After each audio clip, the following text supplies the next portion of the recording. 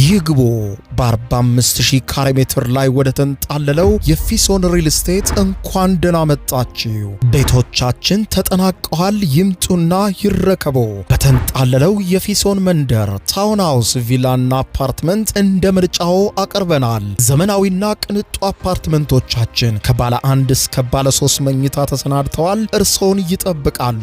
የከርሰ ምድር ውሃ፣ ለተለያዩ ፕሮግራሞች የሚሆን ሰፊ ቴራስ፣ 24 ሰዓት የማይቋረጥ ተጠባባቂ ጄኔሬተር፣ ሰፊና አስተማማኝ የመኪና ማቆሚያ፣ የደህንነት ካሜራ ጨምሮ ይሄ ቀረሽ የማይባል ዘመናዊና ቅንጡ አፓርትመንት። ምርጫው ቪላ ከሆነ ደግሞ የተሟላና በ340 ካሬ ሜትር ላይ ያረፈ በውስጡ 6 መኝታ ቤቶች፣ 7 መታጠቢያ ቤቶች፣ 2 ሳሎን፣ 1 ባህላዊና 1 ዘመናዊ ኩሽናዎችን በውስጡ ያቀፈ ቤትም አለን። ታውን ሃውስስ ቢሉ በፊሶን መንደር ምን ጠፍቶ 5 መኝታ ቤት፣ 6 መታጠቢያ ቤትን፣ 1 ባህላዊና 1 ዘመናዊ ኩሽና አካቶ በ190 ካሬ ላይ ያረፈ 2 መኪና ማቆም የሚያስችል ሰፊ ግቢ ያለው የፊሶን መንደር። ይምጡ፣ ዛሬውኑ የቤት ባለቤት ይሆኑ። በ0952 78 78 78 ወይም በ0952 79 79 79 ላይ ሃሎ ይበሉን። ፊሶን ሪል ስቴት የርሶ።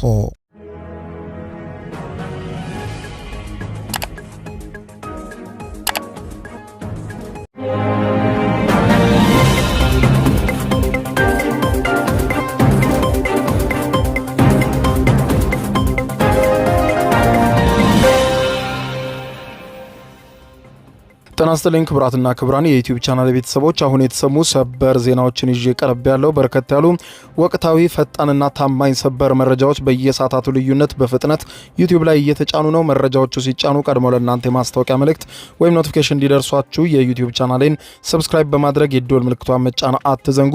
ወደ ሰበር መረጃው ስናቀና በቀዳሚነት ወደ እናንተ ጆሮ የሚደርሰው በአሜሪካና በኢራን መካከል ይደረጋል ተብሎ እየተጠበቀ ያለው መላው ዓለም የሚጠብቀው ድርድርን በተመለከተ አዲስ መረጃ ዛሬ ሌሊቱን ተሰምቷል። ከአሜሪካው ፕሬዝዳንት ዶናልድ ጄ ትራምፕ እና ለጉዳዩ ቅርበት ካላቸው ሰዎች። ለመሆኑ ድርድሩን በተመለከተ አዲስ ነገር ምን አለ? የኒውዮርክ ፖስትን ዘገባ በዝርዝር የማስደምጣችሁ ይሆናል። በሌላ በኩል እንደተለመደው ኢራናውያንም ጠበቅ ያለ ማስጠንቀቂያ የታከለበት መግለጫ መስጠታቸውን ቀጥለዋል። ጥቃት ለመፈጸም ከምንጊዜውም በላይ ዝግጁ ነን ሲሉ ነው ዛቻቸውን ያስተላለፉት። ጉዳዩን አስመልክቶ ውጥረቱ አሁንም በቀጠናው ላይ በከፍተኛ ሁኔታ አይሏል። በሌላ በኩል የአሜሪካው መከላከያ ሚኒስትር ፔንታጎን እጅግ በጣም አስደንጋጭ የተባለ መረጃ ለመገናኛ ብዙሃን ሰጥቷል። ይኸውም አሁን ጀምሮ ጦርነቱ ዛሬ እንኳን ቢጠናቀቅ የኢራንና የአሜሪካ የሆርሙዝ ወሽመጥን አጽድቶ ሙሉ በሙሉ የቀጠናውን በር ለመክፈትና የሀገራት ነዳጅ እንዲቀዱ ለማስቻል ቢያንስ 6 ወር ይፈጃል ብለዋል። ምክንያቱም በርካታ ፈንጂዎች፣ የባህር ስር ፈንጂዎች መቀበራቸውን ዋቢ በማድረግ ይህንን ተከትሎ የዓለም ኢኮኖሚ ላይ ከፍተኛ ድንጋጤ ነግሷል። በጉዳዩ ዙሪያ በሰፊው የማስደምጣችሁ መረጃ ይኖራል። በሌላ በኩል የተባበሩት አረብ ኤምሬት፣ ኳታር፣ ኩዌት፣ ሳውዲ አረቢያ፣ ባህሬንን ጨምሮ የአረብ ሀገራቱን ከአሜሪካ የእርዳታ ተማጽኖ ማቅረባቸው ተሰምቷል። ይህንን የአረብ ሀገራቱን የእርዳታ ተማጽኖ አስመልክቶ በአሜሪካ ከፍተኛ ንግግር ተደርጎበታል። ጉዳዩን አስመልክቶ የአሜሪካ ባለስልጣናት ከፍተኛ ጭቅጭቅ ማድረጋቸውና የተባበሩት አረብ ኤምሬትን ጨምሮ የተለያዩ የአረብ ሀገራትን ከመርዳት ጉዳይ ጋር በተገናኘ በአሜሪካ የነበረው ጭቅጭቅ ምን ይመስላል? በዝርዝር የምታደምጡት ሌላኛው መረጃ ይሆናል። እንዲሁም የሰሜን አትላንቲክ የጦር ቃል ኪዳን ድርጅት ኔቶ ውስጥ ታቅፈው የአሜሪካ አጋር የነበሩ ሀገራትን በተመለከተ አዲስ መረጃ ወጥቷል። እስከ ፍጻሜ ቆዩ። እነዚህ ያስተዋወቅኳችሁና ሌሎችንም በርከት ያሉ ዝርዝር መረጃዎች አስደምጣችኋለሁ። አብረን ዝርዝሩን እንከታተለው። በቅድሚያም በአሜሪካና በኢራን መካከል ይደረጋል የተባለውና በመላው ዓለም እየተጠበቀ የሚገኘው ሁለተኛው ዙር ድርድር በነገው ዕለት አርብ በኢስላማባድ ፓኪስታን ሊጀመር እንደሚችል መልካም ዜናም ሊሰማ እንደሚችል ፕሬዝዳንት ዶናልድ ጄ ትራምፕና የፓኪስታን ምንጮችን ዋቢ በማድረግ ዘ ኒውዮርክ ፖስት ዛሬ ሌሊቱን ዘግቧል። በኢስላማባድ ፓኪስታን የሚገኙ የዲፕሎማሲ ምንጮች ከኢራን ጋር እያደረጉት ያለው አዎንታዊ የአደራዳሪነት ጥረትን በማወደስ በሚቀጥሉት ከ36 እስከ 72 ሰዓታት ውስጥም ተጨማሪ የሰላም ድርድሮች ዳግም ሊጀመሩ የሚችሉበት እድል መኖሩን አመልክተዋል። በጉዳዩ ዙሪያ ጥያቄ የቀረበላቸው የአሜሪካው ፕሬዝደንት ዶናልድ ጄ ትራምፕ አዎ ትክክል ነው የሚሆንበት እድል አለ፣ ፕሬዝደንት ጄዲ ቫንስ እዚህ ላይ እየሰራ ነው ሲሉ ፕሬዝደንት ዶናልድ ጄ ትራምፕ ተናግረዋል። ይህ የዲፕሎማሲ መሻሻል ጭላንጭል የተሰማው የአሜሪካው ፕሬዝደንት ዶናልድ ጄ ትራምፕ ተከፋፍሏል ያሉትን የኢራን አመራር አንድ ወጥ ውሳኔ ሀሳብ ይዞ እስኪመጣ ድረስ አሁን ያለው የተኩስ አቁም ስምምነት እንደሚያራዝሙ ባስታወቁ ማግስት ነው። ትራምፕ ማክሰኞ ዕለት በትሩዝ ሶሻል ማህበራዊ ሚዲያ ገጻቸው ላይ ባሰፈሩ ጽሑፍ ወታደራዊ ኃይላችን የባህር ላይ እገዳውን እንዲቀጥልና ሌሎችም ጉዳዮችም ዝግጁና ብቁ ሆኖ እንዲቀጥል መመሪያ ሰጥቻለሁ። በመሆኑም የውሳኔ ሀሳባቸው ከኢራን በኩል እስኪቀርብና ውይይቶች በአንድም ሆነ በሌላ መንገድ እስኪጠናቀቁ ድረስ የተኩስ አቁሙን አራዝሜዋለሁ ሲሉ ተናግረው ነበር። ከዚህ መግለጫ ወዲህ ባለፉት ሰዓታት ውስጥ ፓኪስታን ከኢራን ጋር ያላትን የዲፕሎማሲ መስመሮች በስፋት እየተጠቀመች መሆኗን አንድ የፓኪስታን ምንጭ ለኒውዮርክ ፖስት ጋዜጣ ገልጸው የተሰጠው የጊዜ ገደብም የዚሁ ዲፕሎማሲያዊ ስራ ግምገማ ውጤት መሆኑን ይናገራሉ። ምንም እንኳን የቃላት ጦርነትና ዛቻው ቢበረታም የተኩስ አቁሙ አሁንም ጸንቶ እንደሚገኝ የተመለከተ ሲሆን ይህም በሁለቱም ወገኖች በኩል አዎንታዊ ፍላጎት መኖሩን ያሳያል ያሉት እኚሁ የጋዜጣው ምንጭ ከሁለቱም ወገን የታየ ወታደራዊ መባባስ እስካሁን ድረስ አላየንም፣ ነገሮችን በሰላም ለመጨረስና ዓለምን እፎይ ለማስባል እየሰራን ነው ብለዋል። በዚህ መሰረት ፓኪስታን ዋነኛዋ አደራዳሪ ሆና ትቀጥላለች የተባለ ሲሆን ሆኖም ምንም አይነት ስምምነት ወይም ድርድር በሌለበት ሁኔታ ትራምፕ ተጨማሪ ወታደራዊ አማራጮችን እያመዛዘኑ መሆኑ የተዘገበ ሲሆን በሆርሙዝ ባህረ ሰላጤ ላይ የጣሉትን እገዳ እስካሁን ድረስ አላነሱም። ይህ በዚህ እንዳለም የዓለማችን እጅግ አሳሳቢ ቀጠና የሆነው የመካከለኛው ምስራቅ እጅግ ከፍተኛ በሆነ ወታደራዊ ክምችት ተጥለቅልቆ ይገኛል። የጦር ጉዳይ ባለሙያን እንደሚሉት ከሆነ ይህ የአሜሪካ ኃይል ክምችት እንደ አውሮፓውያን አቆጣጠር በ2003 አሜሪካ ኢራቅን ከወረረችበት ጊዜ አንስቶ ታይቶ የማይታወቅ ግዙፍ የጦር ኃይል ስብስብ ነው ያሉ ሲሆን አሁንም ተጨማሪ የጦር መሳሪያዎች ወደ ቀጠናው በማምራት ላይ ናቸው ብለዋል። መገናኛ ብዙሃን ዛሬ ሌሊቱን እንዳስነበቡት የዩኤስኤስ ቦክሰር የተሰኘችው የጦር መርከብ እንዲሁም 4500 አባላትን ያቀፈው የየብስና የባህር ኃይል ጥምረት ባሳለፍነው ቅዳሜና እሁድ ኢንዶ ፓሲፊክ ቀጠና የደረሰ ሲሆን በአሜሪካ የባህር ኃይል በኢራን ወደቦች ላይ እያደረገ ያለውን ማዕቀብና እገዳ ለማገዝ ጉዞውን ወደፊት ቀጥሏል ተብሏል። ወደ ኢራን በኩል ስንመለከትም የኢራን ባለስልጣናት ጣቶቻቸውን አሁንም በቃታ ላይ መሆናቸውን በመግለጽ ግጭቱን ዳግም ወደ ጦርነት ሊያሳድጉት እንደሚችሉ ማስጠንቀቂያ መስጠታቸውን ቀጥለዋል። ጥቃታቸው በአሜሪካ ንብረት ላይ ብቻ ሳይሆን በባህረ ሰላጤው አካባቢ በሚገኙ የአሜሪካ አጋር ሀገራትም ላይ እንደሚሆን ዝተዋል። ይህ ደግሞ ጦርነቱን የበለጠ ሰፊና ረዥም ውስብስብም ሊያደርገው ይችላል። ኢራናውያኑ አሜሪካም በወደቦቻቸው ላይ የጣለችውንና ኢኮኖሚያቸውን እየጎዳ ያለውን እገዳ እስካላነሳች ድረስ ወደ ድርድር ጠረጴዛ እንደማይመለሱ አበክረው እየገለጹ ነው። ይህ እገዳ እየተካሄደ ያለው የተኩስ አቁም ስምምነትን የሚጥስ ነው ሲሉም ይሞግታሉ። የኢራን ፓርላማ አፈጉባኤ መሐመድ ባገር ቃሊባፊ በሰጡት መግለጫ እንዳሉት ከሆነ ሙሉ የተኩስ አቁም ትርጉም የሚኖረው በባህር ላይ ማዕቀብና የዓለም ኢኮኖሚን በማገት ካልተጣሰ ነው በማለት ገልጸው የሆርሙዝ ወሽመጥ ያለምንም ቅድመ ሁኔታ ዳግም መከፈት እንዳለበት ግልጽ ሊነገር ይገባል በማለት ገልጸዋል።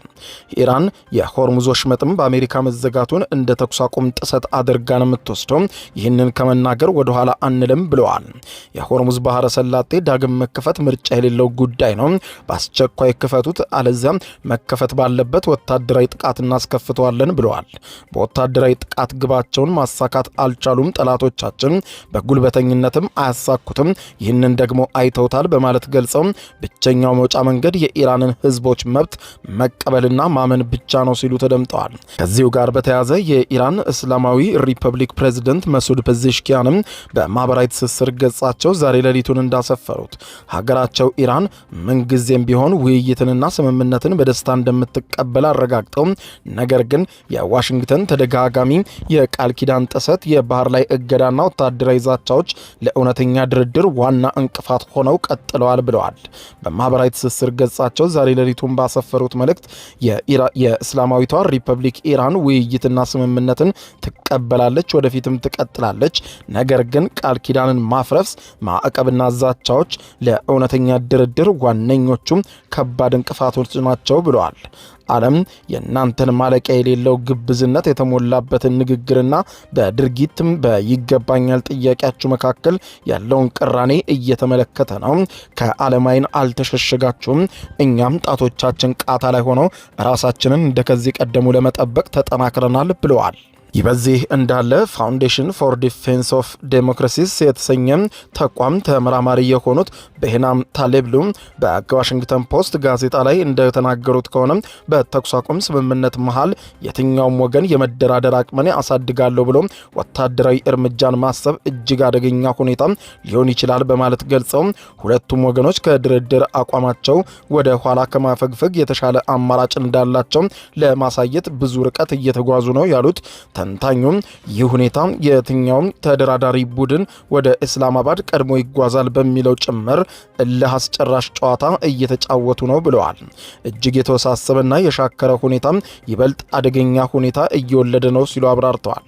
በፓኪስታን የውጭ ጉዳይና የመከላከያ ሚኒስትሮች ውስጥ ስላለው ውይይት ግንዛቤ ያላቸው አንድ ስትራቴጂክ ጉዳዮች ተንታኝ እንዳሉት ከሆነ ዲፕሎማሲው በመጨረሻ የሚመረኮዘው ኢራን የራሷን የውስጥ ጉዳይ በማስተካከሏ ላይ ነው በማለት ገልጸው በዚህ ደረጃ የሚደረግ ማንኛውም የሰላም ውይይት ኢራን አንድ ወጥ የሆነ ምላሽ በመስጠቷ ላይ የተመሰረተ ነው ብለዋል።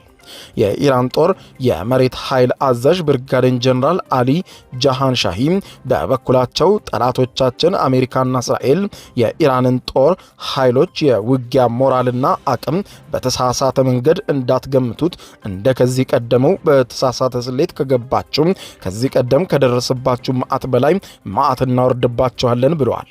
በድንበር አካባቢ የተሰማሩትን የመሬት ኃይል ክፍሎች የውጊያ ዝግጁነት በጎበኙበት ወቅት በትናንትናው ዕለት እንደተናገሩት የጦር ኃይሉ ተዋጊዎች የውጊያ ሞራል በየትኛውም የጠላት ጥቃት ፊት እጅግ የላቀ ነው በማለት ገልጸው በዚህ ጀግንነት በተሞላበት መንፈስና የኢራን ሕዝብ ለጦር ኃይሉ በሚያደርገው ጠንካራ ድጋፍ በሀገሪቱ የየብስ ድንበሮች ላይ የሚሰነዝር ማናቸውም የጠላትም ጥቃት በራሱ በጠላታችን ላይም እንዲጸጸት ያደርገዋል። ምክንያቱም የምንወስደው የአጸፋ እርምጃ እጅግ ከባድና ዘግናኝ ስለሆነ ነው ብለዋል። ጀነራሉ አክለውም በሀገሪቱ ድንበሮች ደህንነታቸው የተጠበቀና ሰላማዊ መሆናቸውን አረጋግጠናል ብለዋል። በሌላ በኩል የአሜሪካ መከላከያ ሚኒስትር ፔንታጎን ዛሬ ሌሊቱን አስደንጋጭ የተባለ መረጃ ለመገናኛ ብዙሃን ነግሯል።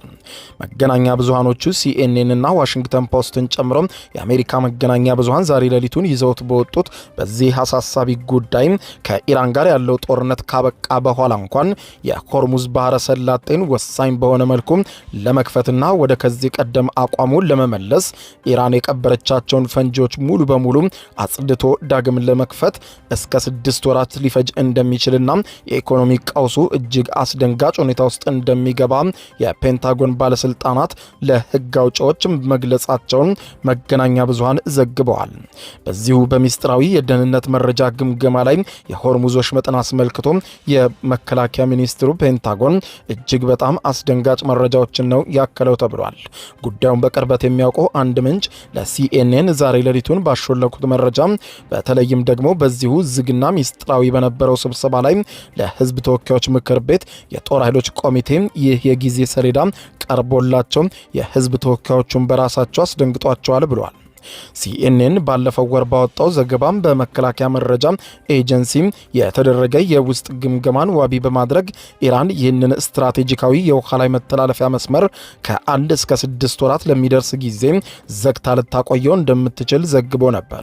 በወቅቱ የዋይት ሃውስና የፔንታጎን ባለስልጣናት ይህ ግምገማ በተለይም ደግሞ የ6 ወሩ የከፋ ትዕይንት በቁም ነገር እየታየ አይደለም ብለው አስተባብለው ነበር። ሮብ ዕለት ታዲያ የፔንታጎን ቃል ቃል አቀባይ ቮን ፓርኔል ለ6 ወራት መዘጋት ተቀባይነት የሌለው ጉዳይ መሆኑን ደግመው ተናግረዋል።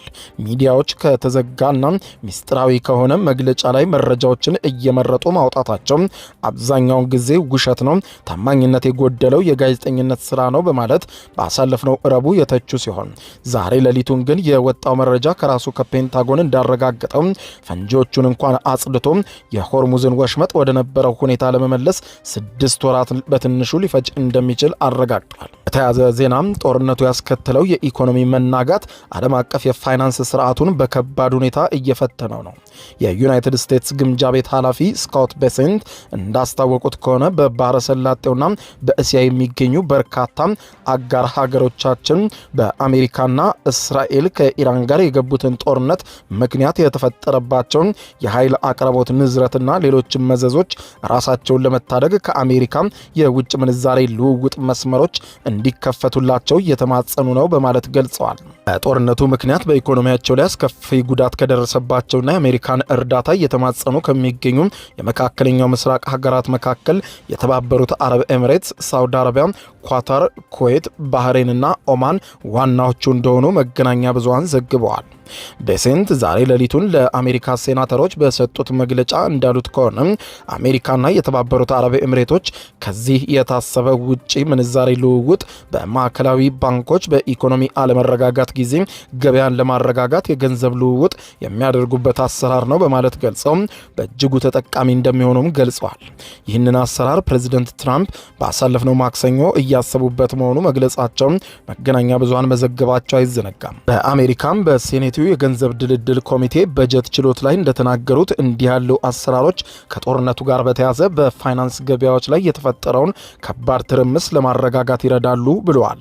የውጭ ምንዛሬ ልውውጥ መስመሮች ከፌዴራል ሪዘርቭ ይሁን ከግምጃ ቤት የሚቀርቡት በዶላር የገንዘብ ድጋፍ ገበያዎች ላይ ስርዓት ለማስጠበቅና የአሜሪካ ንብረቶችን ስርዓት አልባ በሆነ መንገድ እንዳይሸጡ ለመከላከል ነው ብለዋል ቤሴንት። ከዚህም የመካከለኛው ምስራቅ የአረብ ሀገራቱን የልውውጥ መስመር ተከፍቶላቸው ለተባበሩት አረብ ኤሚሬትም ሆነ ለሌሎችም እርዱን ጥያቄ ላቀረቡ ሀገራትም ሆነ ለአሜሪካ ይጠቅማል።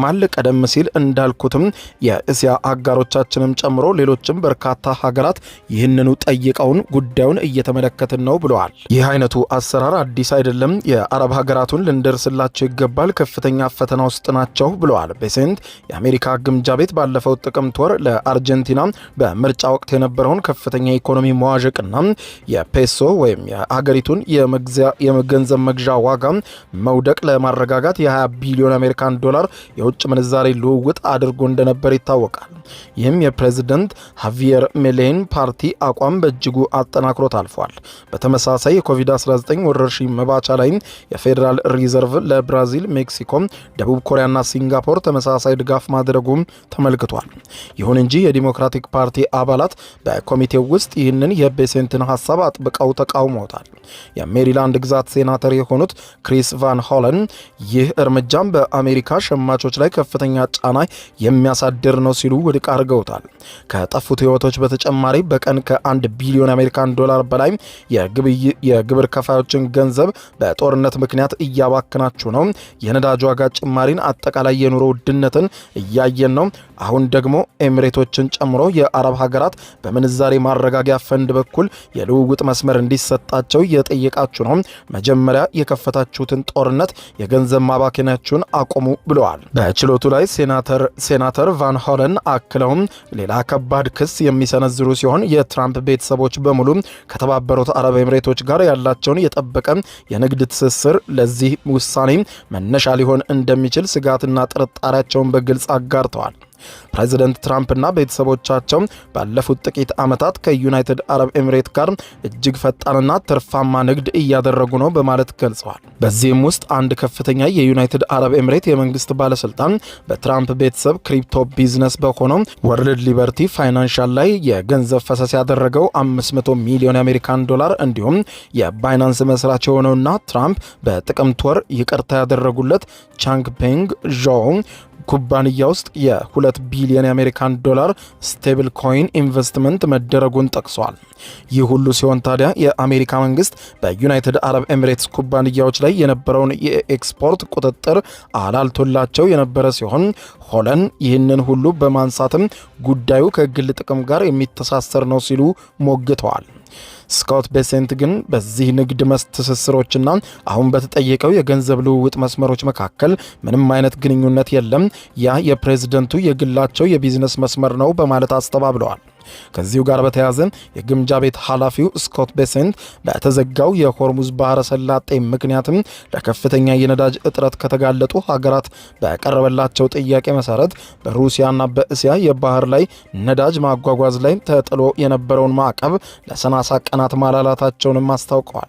ይህ ውሳኔ ባለፈው ሳምንት በተካሄደው ዓለም አቀፍ የገንዘብ ድርጅት IMF እና የዓለም ባንክ ስብሰባዎች ላይ ወደ 10 የሚጠጉ ሀገራት የፋይናንስ መሪዎች በቀረበ ጥያቄ መሰረት የተደረገ እንደሆነ ተገልጿል። ቤሴንት ይህንን ውሳኔ ማሳለፋቸው ጊዜው ያለፈበት የማዕቀብ ማላላት አላድስም ሲሉ ባለፈው ሳምንት ከሰጡት አስተያየት ጋር የሚቃረን ሆኖ መገኘቱን መገናኛ ብዙሃን ዘግበዋል። ይህ በዚህ እንዳለ ይህ ጦርነት በአሜሪካ ውስጥ የውስጥ ፖለቲካና በምዕራባውያን ወታደራዊ ቃል ኪዳን የሰሜን አትላንቲክ ጦር ቃል ኪዳን ድርጅት ኔቶ ላይ እያስከተለ ያለው መዘዝም በከፍተኛ ሁኔታ ተባብሷል። የዲሞክራቶች መሪ የሆኑት ሴናተር ቻክ ሹመር የፕሬዝደንት ትራምፕ የኢራን ስትራቴጂን አጥብቀው ይተቻሉ። ጦርነቱን በተቻለ ፍጥነት አለማቆም ትልቅ ስህተት መሆኑን ተናግረው ትራምፕ ራሳቸውን ከቁፋሮ የማይወጡበት ጥልቅ ጉድጓድ ውስጥ እየከተቱ ነው ሲሉ ሹመር ለጋዜጠኞች በካፒቶል ሂል ህንፃ ውስጥ ተናግረዋል። በየቀኑ በሆርሙዝ ባህረ ሰላጤ ተጨማሪ ችግሮችን እያየን ነው። ይበልጥ ጦረኛ የሆነ የኢራን አመራርም እያየን ነው። ያላቸውን የኒውክሌር ቁሳቁስ ይበልጥ ሊደብቁትና ይበልጥ የኒውክሌር የጦር መሳሪያን ለመታጠቅ በድብቅ ሲሰሩ እየታየን ነው ብለዋል። ስለዚህም ትልቅ ስህተት ትራምፕ እየሰሩ ነው ብለዋል። ሹመር የትራምፕን እያሽቆለቆለ የመጣ የህዝብ ተቀባይነትም አንስተው በጋዜጠኞች በሰጡት መግለጫ እንዳሉት ከሆነ የተሰበሰበ የህዝብ አስተያየት ጥናትን ዋቢ በማድረግ የትራምፕ ተቀባይነት ወደ 33 በመቶ አሽቆልቁሏል በማለት ገልጸው ይህ ተቀባይነት ያጣ ጦርነትን አለማቆም በበጀት ውስጥ ለጦርነት የሚሆን የገንዘብ ድጋፍ ካለማካተት የበለጠ ከባድ ስህተት ነው ሲሉ ተናግረዋል። በዓለም አቀፍ ደረጃ ደግሞ ፖለቲኮ የተባለው ታዋቂ የፖለቲካ መጽሔት እንደዘገበው ከሆነ የዋይት ሃውስ አስተዳደር የሰሜን አትላንቲክ የጦር ቃል ኪዳን ድርጅት ኔቶ አባል ሀገራት አሜሪካም በኢራን ላይ የከፈተችውን ጦርነት በደገፉና ባልደገፉ በሚል ደረጃ በማውጣትና በመለየት የጥሩና መጥፎ ቡድን ዝርዝር ማዘጋጀቱም ተመልክቷል። ይህ የውስጥ ሰነድ የተዘጋጀው የኔቶ ዋና ጸሐፊ ማርክ ሩት በቅርቡ ወደ ዋሽንግተን ዲሲ ከማቅናታቸው በፊት ጭምር መሆኑ ተዘግቧል። ይህ በዋይት ሃውስ በኩል የቀረበውና የኔቶ አባል ሀገር ሆነው በአሜሪካ እየተጠበቁ የኢራንን ጦርነት የደገፉ ከአሜሪካ ጎን የቆሙና የኢራንን ጦርነት ከነቀፉና ከአሜሪካ ጎን ካልቆሙ መካከል በሚል የሚለየው ሰነዱ አባል ሀገራቱ ለህብረቱ የሚያደርጉትን አስተዋጽኦ የሚያብራራ ሲሆን የፔንታጎን ንግግርን በማስተጋባት ድጋፍ ያደረጉ ሞዴል አጋሮችን ልዩ የድጋፍ ፓኬጅ ለመካስና አሻፈረኝ ያሉትንና ጦርነቱን የተቃወሙትን የእምቢተኝነት መዘዝ እንዲቀምሱ ለማድረግ የታለመ መዝገብ በኔቶ አባላት ላይ የተዘጋጀባቸው እንደሆነ የአሜሪካው ፖለቲኮ ጋዜጣ ዘግቧል። ትራምፕ ጦርነቱን የተቃወሙትንና የኔቶ አባል የሆኑት ሀገራትን በከፍተኛ ሁኔታ በቁጣ ማዕበላቸው መቅጣት ይፈልጋሉ በማለት የዘገበው ጋዜጣው የትራምፕ አስተዳደር ይህንን የቅጣት አይነት በይፋ ባይናገሩም ለፖለቲኮ መረጃ የሰጡና ለጉዳዩ ቅርበት ያላቸው ምንጮች ግን ቅጣቱ ወታደሮችን ከሀገሪቱ ማስወጣትና ወታደራዊ ስጋት ላይ እንዲወድቁ ማድረግ ነው ተብሏል። ወታደራዊ ልምምዶችንም ከኔቶ ጋር መቀነስ ወይም ወታደራዊ ትብብሮችን ከመጥፎ አባላት ወደ ታዛዥ ሀገራት ማዞርን ሊያካትት እንደሚችልም አመልክተዋል። ይህ እርምጃም ትራምፕ በጥሩ ሁኔታ ለሚያዩቸው እንደ ፖላንድና ሮማንያ ላሉ ሀገራትም ትልቅ ጥቅም ሊያስገኝላቸው ይችላል ሲል ዘግቧል። ፖላንድ ቀድሞውኑ ወደ 10 ሺህ የሚጠጉ የአሜሪካ ወታደሮች የምትጠበቅና የምታስተናግድ ሲሆን በሮማንያ የሚገኘውና የተስፋፋው የሚሃይል ኮልጋኔሲቲን የአየር ኃይል ጣቢያ ተጨማሪ የአሜሪካ ኃይሎችን ሊቀበል እንደሚችል ወዲሁ ተገምቷል። ለዓመታት ትራምፕ የአውሮፓ የኔቶ አባላት ለራሳቸው መከላከያ በቂ ገንዘብ አያዋጡም በማለት ሲዘልፏቸው መቆየታቸው ይታወሳል። ምንም እንኳን እነዚህ ሀገራት ለሩሲያና ዩክሬን ጦርነት ኪየቭን ለማስታጠቅ ለመደገፍ በቢሊዮን የሚቆጠር ዶላር በዩክሬን ላይ ቢያፈሱም፣ ይሁን እንጂ አሁን በኢራን ጉዳይ ላይ የተፈጠረው ክፍፍል እጅግ እየሰፋ መጥቷል። ስፔን ይህንን የአሜሪካን ጦርነት ባለመደገፍ በግልጽ ካፈገፈጉት ግንባር ቀደም ሀገራት መካከል አንዷ ስትሆን ብሪታንያና ፈረንሳይም የአሜሪካን ድጋፍ ጥያቄ ውድቅ ማድረጋቸው ወይም መዘግየታቸው ተዘግቧል። በሌላ በኩል ሮማኒያና ቡልጋሪያ በመሰረተ ልማትና ሎጂስቲክስ የተሻለ ትብብር ለአሜሪካ በማሳየት እንደ ጥሩ አጋር ተቆጥረዋል። በተግባር ሲታይ ግን የመጥፎቹ ዝርዝር ትራምፕ ኔቶን በይፋ ሳይለቁ ነገር ግን ህብረቱን ባዶ በማድረግ በግልጽ የጥቅም ልውውጥ ላይ የተመሰረተ ስምምነት እንዲሆን ለማድረግ የሚያስችላቸው ተጨማሪ መሳሪያ ሊሆንላቸው ይችላል ብሏል ዘገባው። ትራምፕ በነፃ የሚጋልቡ ወይም ፈሪዎች ብለው ለሚጠሯቸው የህብረቱ አባላት ያላቸውን ንቀት በግልጽ ደብቀው ታያውቁም። በዚህ ወር መጀመሪያ ላይም የኔቶ በኢራን ጦርነት ውስጥ ለመሳተፍ በማመንታቱ ህብረቱን አጥብቀው የኮነኑ ሲሆን የኔቶ ዋና ጸሐፊ ማርክ ሩት ትራምፕን አባዬ በማለት በመጥራታቸው መሳለቂያ ከሆኑ በኋላ ሁኔታዎችን ለማለዘብ ከፍተኛ ጥረት እያደረጉ ነው። ክቡራን አድማጮች ለሰዓቱ ብታደምጧቸው መልካም ናቸው ያልኳቸው አጫጭር መረጃዎች የሰማችኋቸው ናቸው። ከሰዓታት በኋላም በሌላ መረጃ ተመልሰን እስከምንገናኝ በያለንበት የዓለም ዳር ቸር እንቆይ። የዩቲዩብ የስኬት ሚስጥሮችን በዝርዝር የያዘው የአቤል ብርሃኑ የወይኗ ልጅ መጽሐፍ ሁለተኛ እትም በገበያ ላይ። ዩቲዩብ ለመጀመር በአጭር ጊዜ ስኬትን ለመቀዳጀት አስበዋል? ዩቲዩብ ብጀምር ስንት ብር አገኘሁም ብሎ አስበዋል? እንግዲያውስ በዩቲዩብ 2 የወርቅ 3 የብር ሽልማቶችን ያገኘው የአቤል ብርሃኑ የወይኗ ልጅ የዩቲዩብ ሚስጥሮች መጽሐፍ በዝርዝር ሁሉንም ያብራራሉታል። ዛሬውኑ ገዝተው ህልሞን እውን የሚያደርጉበትን የዩቲዩብ የስኬት መንገድ ይጀምሩ። በሀገር ቤት አከፋፋይ አዲስ አበባ ሜክሲኮ ኮሜርስ መጽሐፍት መደብር። በውጭ ሀገራት ለምትገኙ ከአማዞን ላይ ብታዙ በቀናት ውስጥ ደጁ ይደርሳል። የአማዞን ሊንኩን እዚህ ቪዲዮ ኮሜንት ላይ ያገኙታል። የዩቲዩብ ሚስጥሮች ዘመኑ ጋር ተፈላጊ መጽሐፍ።